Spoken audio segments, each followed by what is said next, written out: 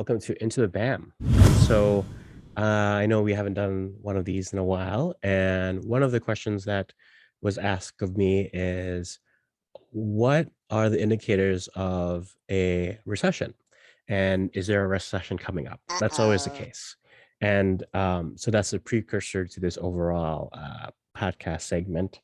And so just a little bit about background. The data that I'm using is from the Fred site, which is Amazing. fred.stlouisfed.org. And specifically, the data is a 10-year Treasury constant maturity minus the 2-year Treasury constant maturity. Now, we're using this data set because that's basically the yield curve. And whenever it inverted, meaning that value is less than zero, it's an early sign of an economic recession. And so obviously, there are definitions, different definitions in economics.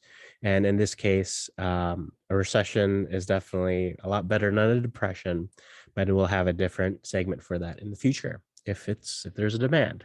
But there's definitely more YouTube videos out there. So with the yield curve, currently, if you look at Investopedia, they totaled up to 14. Whereas this Fred data, wait, before we do that, I'm going to start the clock because as promised, we're trying to compress these little segments to 5 minutes bites. So don't mind the noise. And we're going to start.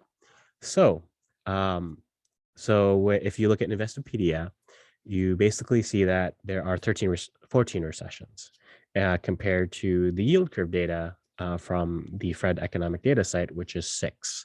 So in total, in terms of the early signs of when the yield curve basically shifted from a positive to a negative, on average of all those 6 recession data, it's 216 days.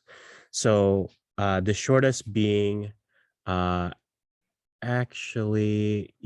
shortest is probably the most recent one, which is the COVID one, and that's only eight days between October 26th and September 13th of 2019. It went from 0, and then all of a sudden it dropped in a couple of days, and then it went like up, like with just really fast, right? So now if there's a new recession that's coming up, the shortest day is going to be 4, and that occurred in recent history, which is in 4/1/2022 and 4/5/2022, where it's on the day of 4/1 it went to negative 0.05. So basically the 2-year maturity was more than a 10-year maturity, which is a slight indicator of a downward turn. And one of the correlation in environment, or I guess data element, was the notion of delays. So within all these delays, when it starts and when the recession start, on average, it was around 357 days. So basically, we have around a year until to see whether if this indicator is actually a good indicator for when the recession starts. So if this is wrong and the data is definitely one of us like a correlated event, where there's so much exogenous exogenous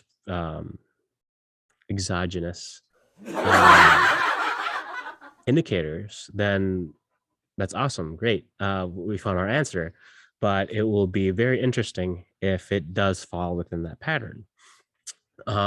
So the reasons why this data set isn't as good is because it's very recent. As it said, it only captured the 6 recessions.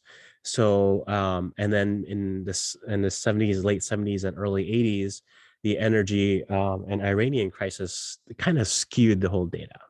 So when I was looking at the ratio between the amount of days of recession per the amount of days of the time that the curve inverted, the skewed data was that between 79 to 80, like December 79 to summer of 80.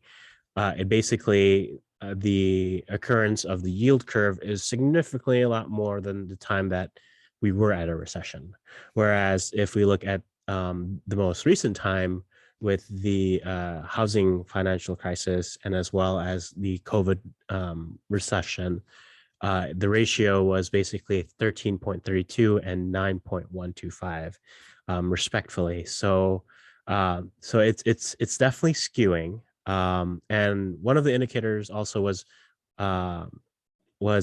11. Well, that was the third in terms of ratio, the third highest, and that was between July 90 to March 91, and that was caused from the Gulf War, so to speak. So there's a lot of like indicators such as these exogenous factors, but it's pretty interesting because if they do follow that type of pattern, then it could be an early sign that there might be something internally wrong with the economy. So hopefully in I would say 357 days from 4/1, which will be 3/24/2023. If that is right, then that's eerily scary, but obviously with statistic data, there's a lot of variance. So hopefully by next March, we won't have a recession, but if there is, it'd be hilarious in a sense that this data is right, but it'd be really sad that, we're all fucked. Anyways, that's 5 minutes. And that's how the yield curve relates to recessions. It's obviously one of those patterns where there's a lot of factors on how they deemed maturity dates, and a lot of it's expectation and fear of war. So those are a lot of the exogenous factors that we got to put into the whole entire data. Amazing. Yeah. If you have any more questions, just reach out.